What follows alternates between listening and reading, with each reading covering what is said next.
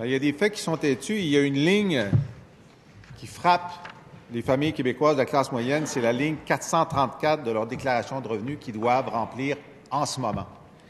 107 millions de dollars arrachés aux familles. Mme Lapierre et son conjoint ont dû débourser 2100 dollars au moment de faire leur déclaration d'impôt, en plus du tarif de base. Avec un deuxième enfant en bas âge, la facture l'an prochain sera encore plus élevée. François Talbot de Québec est un père de 3 fillettes. Sa quittance s'élève à 3 400 dollars. Et pourtant, le premier ministre, dans son discours d'ouverture, avait dit « Nous mettrons les familles de classe moyenne à l'abri d'un choc tarifaire. » Bien, les familles de classe moyenne, elles ont le choc tarifaire en plein corps en ce moment. Les chiffres parlent. C'est 100 dollars lorsqu'on fait moins de 75 000, c'est 300 dollars lorsqu'on fait moins de 100 000. Pour le premier ministre, c'est peut-être des peanuts, mais pour les familles du Québec, ça veut dire des dépenses de moins, ça veut dire des jouets de moins. Et pour plus de 7 000 de ces familles, ils ont dû dire au fisc, on n'y arrivera pas. La taxe libérale famille qui arrive sur notre rapport d'impôt nous oblige à demander à Revenu Québec une entente parce qu'ils nous appauvrissent trop. Est-ce que le premier ministre peut s'excuser d'avoir promis aux familles de classe moyenne de leur éviter un choc fiscal, alors que 7 000... Monsieur le premier ministre. Alors, en fait, merci pour la question, parce que c'est précisément ce que nous avons fait. Le choc fiscal était annoncé par l'opposition officielle, et je crois me souvenir que la deuxième opposition les soutenait également. Oui. Le choc fiscal, c'était quoi? C'était d'augmenter à 9 $ pour tout le monde, quel que soit le revenu, y compris les gens défavorisés, y compris les familles à bas revenus. C'était ça, le choc fiscal. Et ça, Monsieur le Président, pour un parti politique qui se prétend progressiste, c'est le contraire du progressisme. Que les gens un peu plus fortunés paient un peu plus, c'est ça le progressisme. C'est comme ça que ça marche, le vrai progressisme. Et le vrai progressisme qui se donne les moyens de l'être, en ayant des finances publiques équilibrées. Hier, j'ai eu l'occasion de rappeler à mon collègue, je pense que ça l'a beaucoup ému, l'impasse de 7,2 milliards qu'on a eu à combler, à laquelle tout le monde, bien sûr, a contribué. Mais contrairement à ce que ce pseudo-parti progressiste voulait faire, nous avons épargné les familles de la classe moyenne, et notamment les familles à bas revenus. J'entends faux. Est-ce que oui ou non, on voulait charger la pièce à tout le monde, même si c'est 40 000 par année? C'est ça. Eh bien, je demande votre collaboration pour qu'on puisse entendre le premier ministre et sa réponse, comme on entend le chef de l'opposition lorsqu'il pose sa question.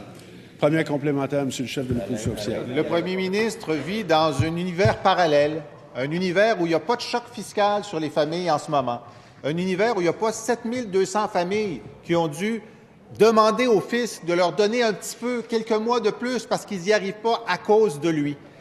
Et il est dans un monde parallèle où il a en même temps fait ce choc fiscal et en même temps réduit de 300 millions les budgets dans les CPE. Donc, les services sont moins bons, puis ça coûte plus cher. C'est ça son bilan. Monsieur le premier ministre. Bien, je ne sais pas c'est quoi la question, mais je vais pouvoir continuer, Monsieur le Président, à parler du véritable progressisme. Le véritable progressisme, c'est d'avoir les moyens de l'être, pas envoyer ça sur la carte de crédit de nos enfants. C'est présenter un budget avec des crédits, plutôt que de parler en l'air sur des investissements publics qui n'étaient pas destinés à avoir lieu, parce qu'il était impossible. Sinon, comment ça se fait qu'on ne dépose pas de crédit? C'est qu'on n'est pas capable de faire des crédits. Alors, je vais lui expliquer le progressisme, c'est quoi. Monsieur le Président, je vais expliquer le véritable sens du progressisme. 78 000 familles, 35 % des familles, n'ont eu aucune contribution additionnelle à payer parce que leur revenu net était inférieur à 50 000 $. Toutes ces familles auraient eu à payer 9 $. Près de 39 000 familles ont payé un tarif de 8 $, soit 17 % d'entre elles. C'est autant de familles, on parle... En deuxième complémentaire, Monsieur le chef de l'opposition officielle. Oui, bien, il parlera aux 42 068 familles qui ont chacun payé 370 $ de plus. Il va voir que le choc fiscal, il est là. Mais ce qu'il a organisé, c'est un système de privatisation, alors que les CPE au Québec sont reconnus par l'Institut de la statistique comme la meilleure façon de donner les meilleurs services. Les garderies privées non subventionnées qu'il favorise, 30 % d'entre elles donnent des services inacceptables. C'est ça qu'il veut pour les enfants du Québec? Monsieur le premier ministre. Alors, c'est pas ça du tout, Monsieur le Président, mais je vais continuer un peu de faire la démonstration sur le progressisme de pacotille du Parti québécois. Alors, ainsi, suite à notre intervention, 129 000 familles c'est 57 des familles ont payé un tarif inférieur à ce que leur promettait le Parti québécois, qui était 9 $. Ça, c'est être progressiste. Dire que quand tu es pauvre, quand tu as plus de misère, on va t'aider plus. Et ça nous permet, M. le Président, de continuer à investir dans les services de garde et de réaffirmer qu'au Québec, bien sûr, les CPE sont excellents, font du très bon travail, mais les services de garde offrent également un choix aux familles du Québec. Et nous sommes, nous, pour que les parents aient le choix de décider qui va garder leurs enfants. Troisième complémentaire, Monsieur le chef de l'opposition officielle. Un reportage récent d'Alec Castonguay. Des activités de stimulation pour les enfants ont été éliminées. Des tout-petits qui s'apprêtent à intégrer la maternelle n'ont pas eu les mêmes chances que leurs prédécesseurs sous les gouvernements péquistes. Il a fait en sorte de dégrader la qualité des services en CPE et de faire augmenter 3 fois plus vite les places en garderies non subventionnées qu'en CPE. Et dans ces garderies non subventionnées, selon l'Institut de la statistique, dans le tiers des cas, les services sont inacceptables. C'est ça son bilan. Va-t-il le reconnaître? Monsieur le Premier ministre. Au contraire, Monsieur le Président, nous avons rendu pérenne un système de garde qui allait s'écrouler pour des raisons de coûts importants. D'autant plus qu'une impasse de 7,2 milliards de dollars, Monsieur le Président, nous amenait directement dans une impasse totale pour tous les services publics. Et je ne parle même pas de l'option séparatiste de l'opposition, qui est encore pire, parce que, Monsieur le Président, avec un trou de 15 milliards au Québec par rapport à ce que dépense le fédéral, ils ne sont même pas capables d'ouvrir une garderie.